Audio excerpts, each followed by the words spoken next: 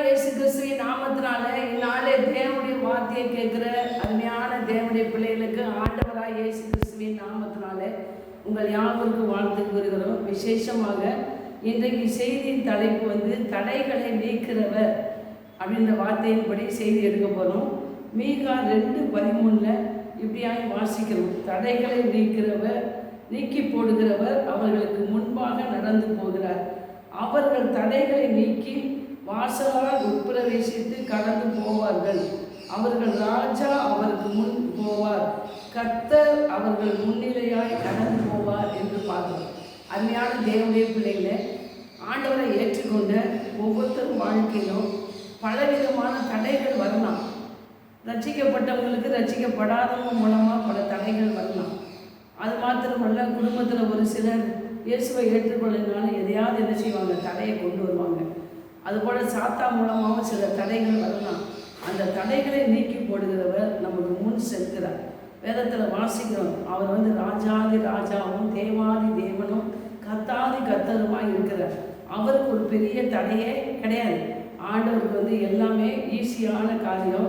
நம்ம ஆண்டவரை ஏற்றுக்கொண்ட ஒவ்வொரு பிள்ளைகளுக்கும் தேவன் துணையாக இருக்கிறார்.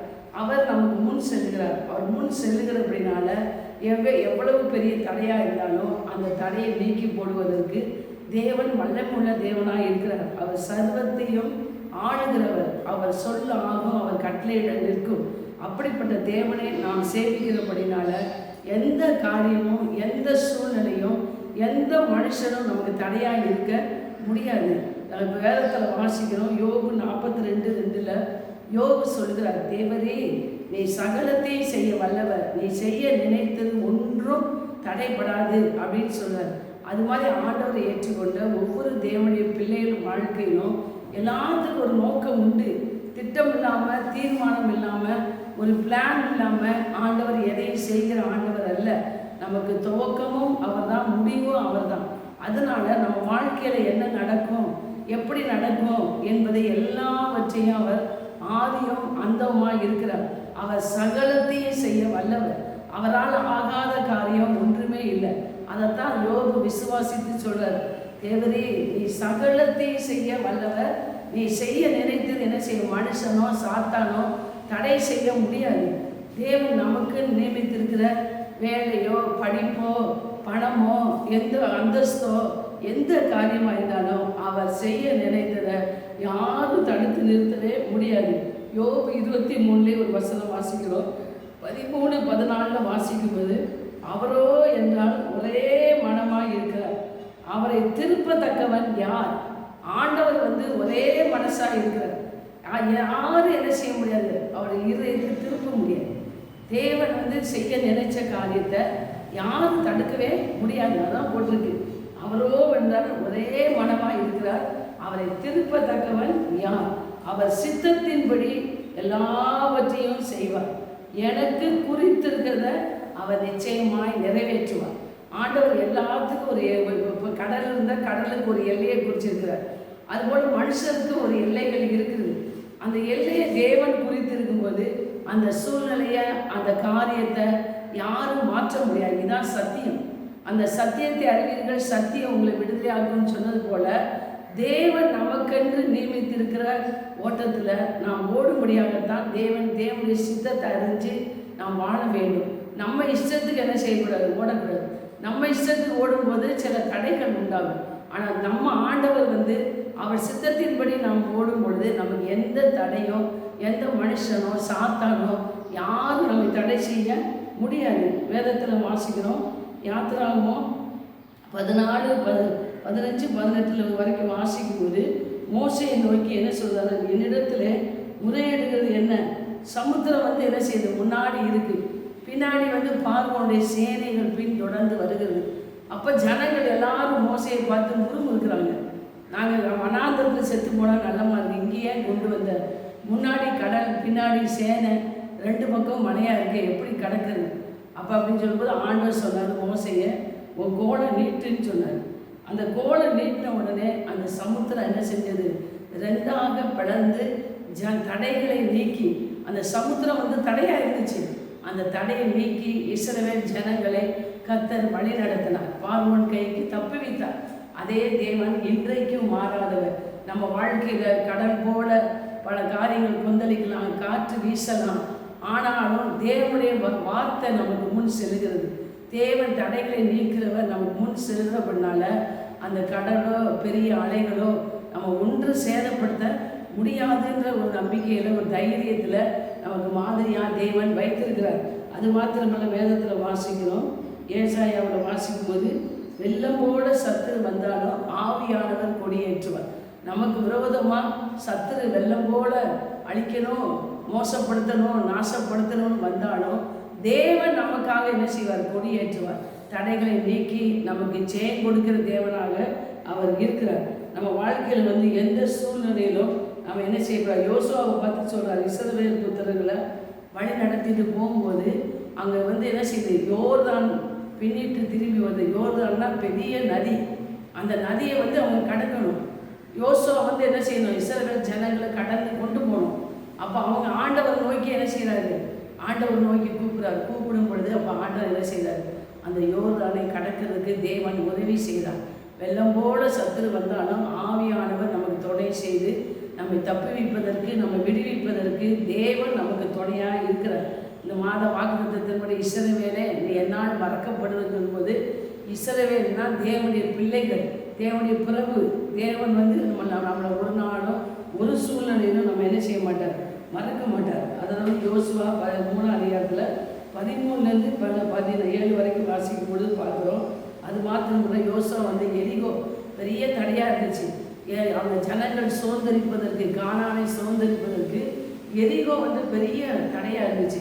அந்த தடையை அவங்க என்ன செய்யணும்? மேற்கொண்டால் தான் கானானை சுதந்திரிக்க முடியும் இஸ்ரவேல் ஜனங்கள். அப்பொழுது பாருங்கள், அவங்க 7 நாள் எரிகோவை சுற்றி வந்தாங்க. வேதத்தில் வாசிக்கணும், 7 நாளில் 6 நாள் ஒரு முறை சுற்றி வந்தாங்க. 7ஆவது நாள் என்ன செஞ்சாங்க? 7 முறை சுற்றி வந்தாங்க. அது மாத்திரமல்ல, அமைதியாக சுற்றி வரணும்னு சொன்னார் ஆண்டவர். அந்த இஸ்ரவேல் ஜனங்கள் பாருங்கள், அவ்வளவு பிள்ளைகள், அவ்வளவு புருஷன், மனைவி, எவ்வளவு பேர் இருந்தாங்க. அவ்வளோ பேர் என்ன செஞ்சாங்க? அந்த எரிகோ கோட்டையை மதில் என்ன செஞ்சாங்க? அப்படி அமைதியாக சுற்றி வந்தாங்க. 7ஆவது முறை சுற்றி வரும் பொழுது நீங்கள் ஆர்ப்பரிங்கள்னு சொன்னார். ஆர்ப்பரிங்கள்னு சொல்லும் பொழுது அந்த எரிகோ கோட்டை என்ன செஞ்சது? பூமிக்குள்ளாக போய்விட்டது. அங்கிட்டு விழுந்தால் அந்த ஜனங்கள் அழிஞ்சிருவாங்க, இங்கிட்டு விழுந்தால் இந்த இஸ்ரவேல் ஜனங்கள் அழிஞ்சிருவாங்க. 2 பேருக்கும் சேதம் இல்லாதபடிக்கு தேவன் அதை என்ன செஞ்சார்? அவ்வளோ பெரிய எரிகோ கோட்டை சாதாரண துதியினால விழுந்தது. அதுபோல் அருமையான தேவனுடைய பிள்ளைகளே, நம்ம வாழ்க்கையிலும் நாம் என்ன செய்ய வேண்டும்? துதித்தலை இன்பமும் ஏற்றதுமாக இருக்குன்னு தாவீது சொல்கிறார். துதிக்கும் பொழுது என்ன செய்வோம்? சோத்திர பலியிடுகிறவன் என்னை மகிமைப்படுத்துகிறான். நாம் துதிக்கும் பொழுது தேவன் ஒரு ரட்சிப்பை, ஒரு விடுதலையை தேவன் கொடுக்க வல்லவராக இருக்கிறார். அந்த எரிகோ கோட்டை துதியினால் பூமிக்குள்ளே போனது போல நம்ம சில காரியங்களை நினைத்து என்ன செய்ய வேண்டும்? தடமாதி இருந்தால் என்ன செய்யணும்? துதிக்கணும். ஆண்டவரே, இந்த துதியினால் இந்த தகர்ந்து போகட்டும், துதியினால் இது செயலற்று போகட்டும் அப்படின்னு சொல்லி நம்ம துதிக்கும் பொழுது தேவன் தடைகளை மாற்றி தேவன் நமக்காக என்ன செய்கிறார்? ஒரு வழியை திறக்கிறார். வேதத்தில் வாசிக்கிறோம், யாத்திராகமத்தில் பெரிய இடிமழை இஸ்ரவேல் ஜனங்களை வீட்டுக்கு கொண்டு வர்றதுக்கு பாருங்கள், 10 விதமான பாதையில் ஒரு வாரம் இடிமழை. பெரிய கல்லுக்கெல்லாம் மேலேருந்து என்ன செய்யும்? மலைகள் உழுகும் போது ஜனங்கள் சேதம் ஆவாங்க. அந்த இடிமலையை பார்த்த உடனே அந்த பார்வோன்னு அவன் ஜனங்களும் என்ன செஞ்சிட்டாங்க? நீங்கள் போங்க, உங்கள் தேவனுக்கு ஆராதிக்க போங்கன்னு சொல்லி என்ன செய்கிறாங்க? வழி விட்டு அனுப்புகிறாங்க. அப்போ தடைகளை நீக்கி ஆண்டவர் என்ன செய்கிறார்? இஸ்ரவேல் ஜனங்களை கர்த்தர் என்ன செய்கிறார்? கல்மழையும் ஒளியும் படிக்க என்ன செய்கிறாங்க? ஆண்டவரை நோக்கி ஜெபம் பண்ணுறாங்க. மோசே ஜெபிக்கும் பொழுது தேவன் என்ன செய்கிறாங்க? எரிமலையை ஸ்டாப் பண்ணி போட்டார். ஆண்டவரால் சொல்ல ஆகும், ஒரு கட்டளையில் நிற்கும்னு சொன்னது போல் அந்த எரிமலை நின்ன பிற்பாடு இவங்களை நீங்கள் ஆராதிக்க போங்கன்னு சொல்லி என்ன செஞ்சாங்க? விடுதலை கொடுத்தாங்க. அதுபோல் இன்றைக்கும் தேவன் நம்மை ஆராதிப்பதற்கோ, வேலைக்கு போவதற்கோ, சில காரியங்களை செய்வதற்கோ சில தடைகள் வந்தாலும் நம்ம என்ன செய்யணும்? தைரியமாக எதிர்த்து நிற்கும் பொழுது அப்போ என்ன செய்ய முடியும்? நம்ம ஜெயிக்க முடியும். ஏசாயா 54 2, 3 வாசிக்கும் பொழுது அப்போ ஆண்டவர் சொல்கிறாரு, உன் கூடாரத்தை இடத்தை விசாலமாக்கு, உன் வாசஸ்தலங்கள் விரிவாகட்டும், தடை செய்யாதே, நீ வலதுபுறத்திலும் இடதுபுறத்திலும் வளம் கொண்டு பெருகுவாய். அப்போ சில காரியங்கள், சில ஆசீர்வாதங்கள் நாம் பெற்றுக்கொள்வதற்கு தடையாக இருக்கலாம். அந்த தடைகளை பார்த்து நம்ம பயப்படக்கூடாது. ஆண்டவர் சொல்கிறாரு, உன் கூடாரத்தை விசாலமாக்கு அப்படின்னு சொன்னால், நாம் செய்கிற வேலை தொழில் நம்ம இடம் வாங்குற காரியமாக, அப்போ நம்ம சிந்தையில் என்ன செய்யணும், விசாலமான எண்ணங்கள் விசாலமான காரியங்களை நம்ம சிந்திக்கும் பொழுது தேவன் என்ன செய்கிறார், உன்னை வலப்புறத்திலும் இடப்புறத்திலும் இடம் கொண்டு பெருகுவாய். நாம் நாளுக்கு நாள் பெருகுவது தான் தேவனுடைய சித்தம். இருக்கிற நிலைமையை விட நம்ம வாழ்க்கையில் முன்னேறுவது தான் தேவனுடைய சித்தம். அந்த சித்தத்துக்கு ஏற்ப நாம் சிந்தையை மாற்றிக்கொள்ள வேண்டும். அப்போ தடைகளை ஆண்டவர் சொல்கிறார், நீ தடை செய்யாத அப்படின்னு சொல்கிறார். அவர் நமக்கு தடையை நீக்கி நமக்கு ஆண்டவர் முன் செல்கிறார். கடைசியாக பார்க்குறோம், நியாயாதிபதிகள் 6ஆம் அதிகாரத்தில் கிதியோனை பற்றி பார்க்குறோம். 14 16 வரைக்கும் வாசிக்கும் பொழுது அந்த கிதியோன் என்ன செய்யலாம், கொஞ்சம் கோதுமையை பதற அடிச்சுட்டு இருக்கான். அடிக்கும்போது அப்போ ஆண்டவர் சொல்கிறாரு, நீ போ, இந்த மீதியானியரை முறியடிப்பேன்னு சொல்கிறார். அப்போ கிதியோனுக்கு தைரியம் இல்லை, பயந்துட்டு இருக்கான். அவங்க நம்மளை அள்ளிட்டு போயிடுவாங்களோ, அடித்து போட்டுருவாங்களோன்னு. அப்போ ஆண்டவர் சொல்கிறார், நீ பராக்கிரமசாலி, கர்த்தர் உன்னோடு இருக்கிறார், தடைகளை நீக்கிறவர் உன்னோடு இருக்கிறார். நீ என்ன செய்ய, ஒரு மனுஷனை முறியடிப்பது போல இந்த 300 பேரை முறியடிப்பேன்னு சொல்கிறார். நீ எளியவன் சிறியவன், எனக்கு ஒன்றுமே தகுதி இல்லை, பலன் இல்லை, நான் லாயக்கு இல்லை அப்படின்னு நீ சொல்லாத, உன் கூட நான் இருக்கேன் அப்படின்னு சொல்லி ஆண்டவர் கிதியோனை தைரியப்படுத்தினார். தடைகளை நீக்கிற கர்த்தர் நம்ம கூட இருக்கிறார். ஒவ்வொரு சூழ்நிலையிலும் கர்த்தர் நம்ம என்ன செய்கிறார், தடையை பார்த்து பயப்படக்கூடாது. தடையை தகர்த்தெறிவதற்கு உண்மையுள்ள தேவனாக இருக்கிறார். மீகால வாசிக்கிறபடி தடையை நீக்கிற கர்த்தர் நம்ம முன் செல்கிறார். எல்லா தடைகளை நீக்கி நமக்கு ஆண்டவர் ஜெயத்தை கொடுப்பதற்கு உண்மையுள்ள தேவனாக இருக்கிறார். ஆண்டவருடைய நாமம் மகிமைப்படுவதாக. கேட்குறவங்க லைக் பண்ணுங்கள், ஷேர் பண்ணுங்கள். God bless you. ஆமென்.